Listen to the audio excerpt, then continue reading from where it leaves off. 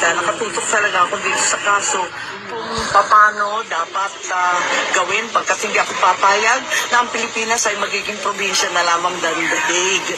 Hindi naman maaari yun. Kung tayo, kung ano-ano ang ginagawa natin para maibalik ang mga Pilipino na nagkakaparusa, nagkakaroon ng issue sa ibang bansa.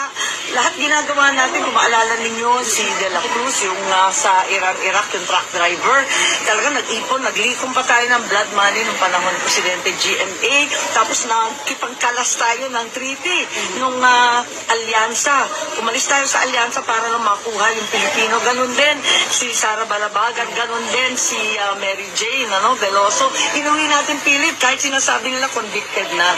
Ito, dito sa sarili nating bansa, kinuhang isang Pilipino. Hindi ko matanggap Para sa akin, mas importante yon. Senador ka nga, sige, sikat ka, opisyal ka, mataas ang iyong yung katungkulan, pero wala ka namang bansa. Pwede ba yun, Senador?